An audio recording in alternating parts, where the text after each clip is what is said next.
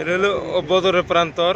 ইসলামের প্রথম যুদ্ধ 623 খ্রিস্টাব্দে, হ্যাঁ, দ্বিতীয় হিজরিতে 313 জন সৈন্য ছিল ইসলামের, আর আবু জেহেলদের সৈন্য ছিল 1000।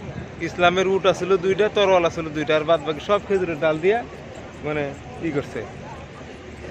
আবু জেহেল, উতবা, সাহেবা, ওয়ালিদ ইবনে মুগিরা, আবু সুফিয়ান এই যুদ্ধে আসার কয়েকদিন আগে আল্লাহ নবী সাল্লাল্লাহু আলাইহি সাল্লাম হযরত সাদ রাদিয়াল্লাহু তাআলাকে দেখাইছে যে এই জায়গায় আবু জেহেলের লাশ পড়ে থাকবে, ওই জায়গায় অমুকের লাশ, ওই জায়গায় আবু সুফিয়ানের লাশ।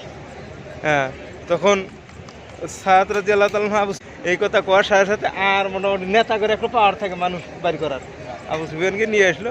আল্লাহ নবী সাল্লাল্লাহু আলাইহি সাল্লাম যে জায়গায় দেখায় দিছে যে এই অমুক অমুক জায়গায় অমুকের লাশ পরে থাকবো, মানে এটা হাদিস শরীফের মধ্যে আসছে যে বাবু যিকরিন নবী সাল্লাল্লাহু আলাইহি সাল্লাম মাইয়ুক্তাল বিবদরিন, বদরে কে কোন জায়গায় নিহত হবে আল্লাহ নবী সাল্লাল্লাহু আলাইহি সাল্লাম কিছুদিন আগেই দেখায় দিছে হযরত সাদ রাদিয়াল্লাহু তাআলা।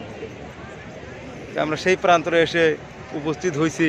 আবু জেহেলের জাহান্নামী কবরটাও দেখে গেলাম।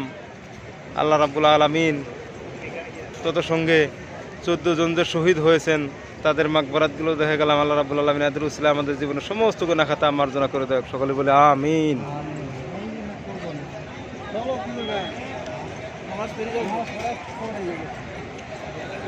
নামাজ পড়ে গাড়ি তুলবেন, 10-15 মিনিটের ভিতরে ই পাইবেন।